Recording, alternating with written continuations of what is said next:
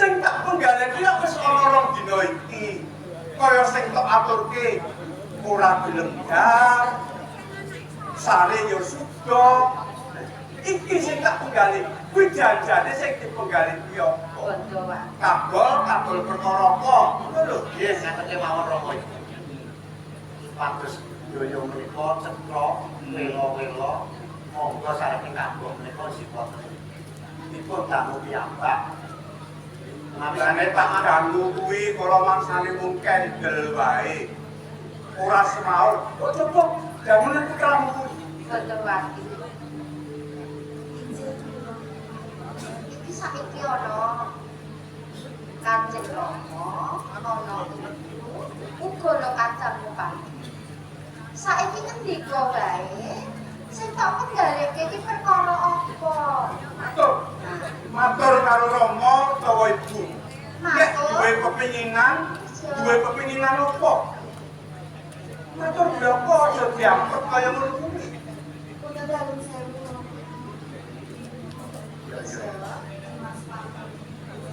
Yoyo. Lagi masuk nanging kula kuwatir sinawi samangke Kanjeng Rama menika duka dhateng kula. Wong perkarane wae durung ngerti kok wis bisa mestekke menawa ramamu bakal dukul. Kan kok rasa arep mah. Nek kira-kira ana penggalian apa matur karo Rama iki. Sing iso ngono lho. Aku ki ora aleman kok Dimas. Dadi kene lho, katresnane Rama ki mesti kumandune marang yoga. Nek kumandune katresnan iku mesti kudune ning aku. Iya, kayak mau kok ngandake banting dan bari seladan. Nah, kaliku nggih ngoten kok. Yo ngene kowe caket ibu. Apa yang ngono dipangku napa betul? Hari saiki wis diwasa kok tersane njaluk pangku ibu. Harian iku didusi ya sing ngedusi ibu. Lah iso. Mimi iku nggih sing ngadeni ibu. Saiki pripun? Apa tersane dadi bali meneh. Monitor kok njur. Apa nggih didangu mawon kok. Piye jane ana apa to nggih? Matur karo Rama. Cakok le alem. Nek kok dimatur karo Rama, Matur karo ibu. apa sing tak pikir iki apa? Iya, kula matur napa wontenipun Dimas. Pamaling saya kece kalih kula. Kadose nang kok apa menika. Menawi kula nyawang menika kadosipun kok mangandhet aku piye. Waduh, Masa tidak matur untuk gawanan lho? Salah. Karo kadange ku kaya ngono lho. Lah terus mau anggar matur sing dimepeng ning nggon weteng bae ya. Ngandhek ki njur dheweke wis sesambungan karo priya menti. Wong Rama ki durung tau priksa. Umpama mboten kalih tiyang nggih, mestine karo jin mongko ae. Kok dadi padanya ngono kuwi. Ala. Nek mboten katos lan menika dipun baci di baci ladan kok dipun ngaten menika. Wis kudu kon nyapake saiki, ha? Kudu kon nyapake. Aku yo Apa njaluk pangku ibumu? Di pangku nek arep nyuwun saku. nek umpama pengen dipangku ya dipangku kanggo aku sih. Aku tak ngrembug kadangmu tuwa dhisik. Nggih, tak terang kan nggih. Wis saiki matur. Mumpung ana kadangmu nom, ana ibumu, uga ana Rama. Apa saklahane nek kowe duwe kepinginan matur karo Rama. Nek kira-kira wedi aku HP aku kok. Saiki wis model modern kok. kanggo HP iki njur dadi kelakon ngono kok. Lah wong aku nek iki panjenengane kabeh teng Pilang Sari nika ketoke sepi wayah bengi kok kaya wong joget-joget. Lah aku kok malah dubriya karo kowe ya pameling. Kok senengane nginjinan lho. Apa malih? Tegese sok nginjen kadangmu sepuh. Kok ketika nika niatipun diajeng film ning kanggo mriko wayah dalu mriko bejekan ngoten lho. Joget-joget TikTok napa pripun kok mboten pati jam. Piro kok asring tinggi lho Dimas. Tinggi iki mrentong nggon mripat. Kula sing kontrol kudu dua mripat. Ireng iki tamu sira. Lah kok tekan bakale sare barang dijen iki. Nggih, promo ibu menika kados nang kula kaliyan kampung menika kalian kakak sepuh menika ngaten dados kula sepujen. Nek jaripun kula boten wonten perkawis kok. Ning ora tekan ati to Mas. Ora ping Ora diregokke ati to. ping sing ning sore ati. Lah kowe yo imbangi katresnane kadangmu tuwa. Wong kadangmu tuwa wae tresnane banget karo sliramu kok. Dados menika wau namung santri kula. Terus kula menika boten badhe menapa nggih rumaos menapa itu dados katresnanipun Bapak kaliyan Ibu menika tetep sami kula kaliyan kampung. Nek sareng menika kampung menika diwawasipun monggo sak menika nggih nembe kok glongel. Menika monggo. Wis tau bloko karo kowe apa durung? Nggih namung kesik-kesik kok. Apa? Wis tau. Anu ajeng Ayo, ora gawe-gawe to. oh, aku sing kepatung. Ora tau cerita karo Nah, saiki seneng ya Bupati. Sing cerita kuwi kok Dimas iki mbok tambah-tambah. Ha iya. Bupati. Nek ora ngene iki Apa ngene iki apa sing cetrok? Kok sing dikandhake kok kaya ngono? Iki aja-aja kuwi. Lah wong tepung karo priya wae durung tau kok. napa tepung derek. Tapi romo kalian iki menika boten preso kok. Lah apa nek romo turane dalem dur kadangmu tuwa kuwi Nek tak kira pisine kan apa? Nuwun sewu Kang Mas. Ingkang putra pameling menika kok kados dibriyani nggih tumindakipun. Kok cocok karo kowe mah. Asring dolanan wanita iki. upami kula menika jawab ngaku. Ajeng-ajeng wong kula niku putra adipati ing keling Ya sak enake dhewe terus sak Yo ora. Lho, nek ora tak barengake nek kaya ngono. Ki kok kaya Kowe kudu bisa njaga asmane Rama. Uje kula menika tentu kepapa kalian wanita. Nanging boten kok badhe ngutamaken asmanipun Rama boten. Kula menika Nek kowe sok kanggo dolanan karo bocah wadon, Rama ora marnake. boten Rama. Kula menika namung paring piwulan dumateng para nem-neman kalebet nem-neman kakung utawi putri. Kaya ngono kuwi kena kanggo contoh. Oh, sampun ngantos Rama ibu menika sampun gadah beliau ingkang ngatos. sak menika benten ingkang dipun rembug. Iya, iya. Nek lho rampung iki. Mengko dhisik to nek nuruti kowe ora leren-leren ngono lho. Sekarang dene iki meta ngomong ya kok kan meneng bae. Iso, nek kowe mau lemu jejamu kleru kok piye to? Kleru sari ngomong kok ora rasane. Ya kamu tak rembug. Ya, Bener dak tak saya. rembug, kadang tuwa luwih dhisik. Wis saiki arep matur karo Rama, apa arep matur karo Ibu? Nggih. Gandeng menawi kula menika aprat anggen kula menggalihaken Rama. Kula kedah matur dhateng Rama. Kaliyan Ya iki mumpung Rama, Ibu, kadangmu ngono ben kabeh ya oleh iki dipasang. Kok ndak kleru. apa sak tenane sing kok pikir tenan ki apa? Kok kaya jero banget sing kok pikir. Nanging menawi kula mangke matur wonten Rama iku mboten dikon nggih. Ya nek lumrah wae, Rama ora bakal duka. Nek aturmu kuwi ora lumrah, kira-kira bakal nusutake Rama. Rama mesti bakal duka kan saudara. Saiki enggal matur wae.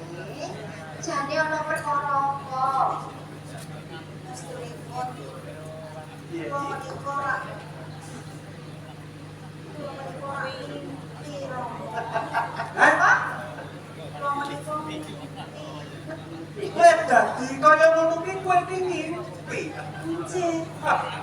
Monggo. Rama ki terus kumuju kaya ngoten to. Kowe wong ngimpi kok lek mikir nganti direwangi ora doyan dahar.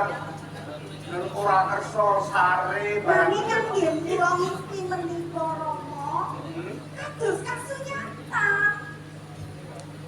Ya ngimpi iki pancen kaya kasunyatan. Kowe ngimpi iki mesti turu kowe. Ora. Lah iki kok Rama mriku lho. Nek iki menika nek pas Mimpi menika Lanjut sare. Lah iya nek ora turu kowe ora bakal ngimpi. Lek ngimpi iki mergo kowe turu. Nah ngono to. nek pangimpen menika wonten tidur. Heeh, piye ki? Wonten wonten titioni gondelipun kota.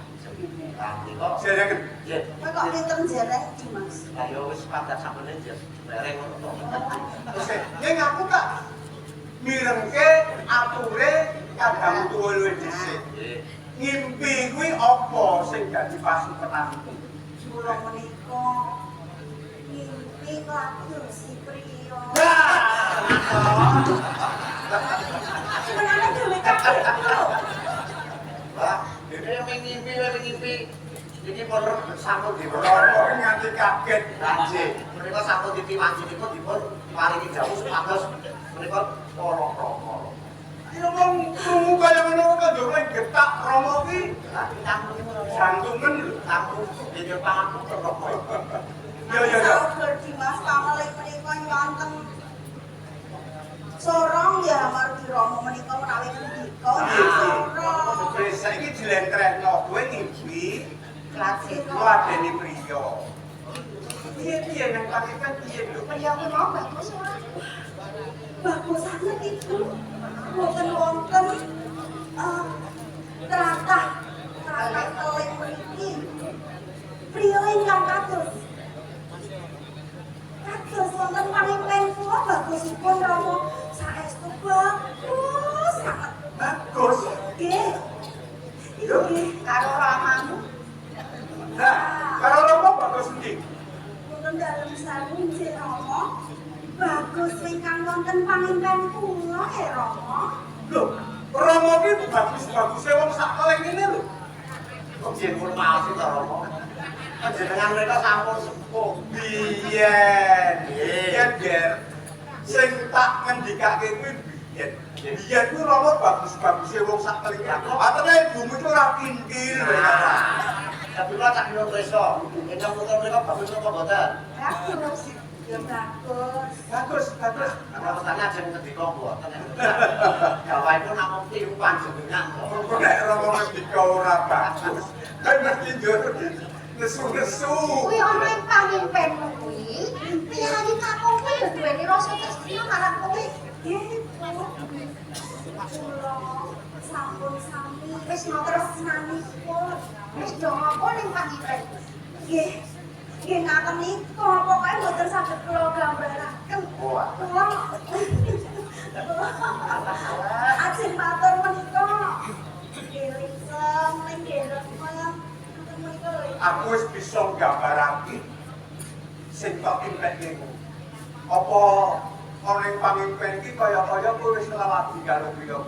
Nggih. Mula kok kaya kados pundi ngaten. Iya to. Aku ki biyen sok ngimpi lho ramamu. Nek ora kaya ngono kuwi kok. Matur piye kamu? Lajeng wonten ing mimpi menika. Priya menika panjenengan menika sampun pano napa dene. Nate sesawuhan apa dene? Ngerti asmane ora? Wis asmane sapa? Nggih namine kula ngertos Ibu. Heeh. Namune sapa jenenge ning pamimpenku? Poskawangen.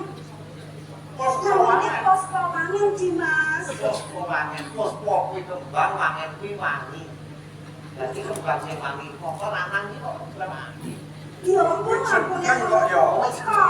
Nah, Seneng ki ya ora apa-apa to. saiki takonono. Ning ngimpi kuwi mau piye?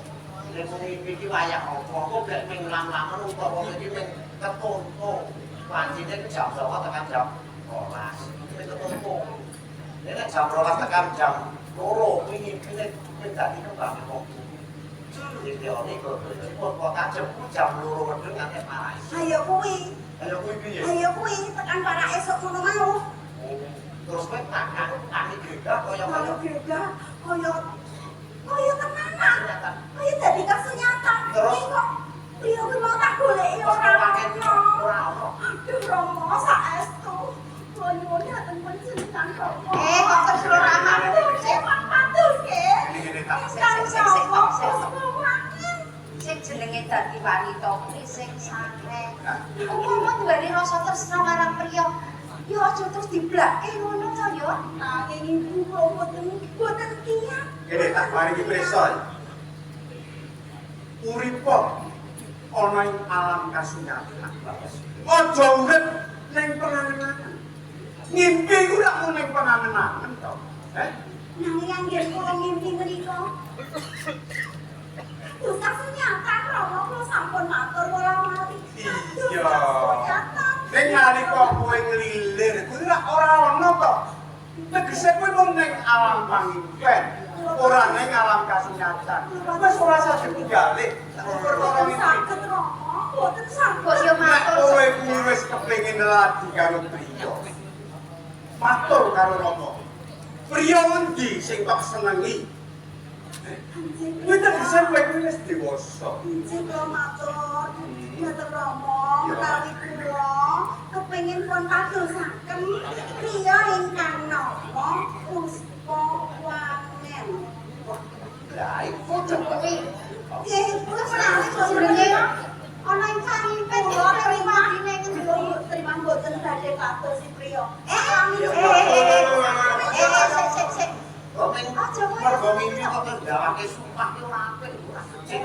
Yo kaya ono tenan ora apa-apa. Yen ora ono. Nah, Gedlaru nganggonmu nyipati sifat.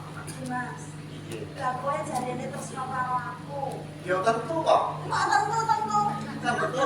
Nah, Ya tak balekke sing kira-kira nek pancen tresno tenan karo aku, mestine nek yo ngewangi-wangi aku. Iya kan nek goleke sing jenengane Puspa Wangen. yo kok aku gelem-gelem. Kiai kuwi Kamas Puspawangen wis ngono wong calon. Kuwi dulunge ngendi, bocah ngendi, anake sapa, opo karo Rama, yen Rama mengko ora kersa aku sing dadi wakil. Nek ngono kuwi gampang ning goleki yo. Iya, gampang. Puspa Wangen kuwi bocah saka ngendi? Ah, iku kok sing dadi bingung niku. Dadi niku ati pasti niku. Lah nek ora ngerti ki yo goleki kepiye? Bahkan ora tok sakoni kok. Ora tok sakoni bocah ngendi ngono kok tak turu meneh wae kok ya ben iki meneh. Sakon alamat. Cep ngene kok bercerita aku sambung ora ono.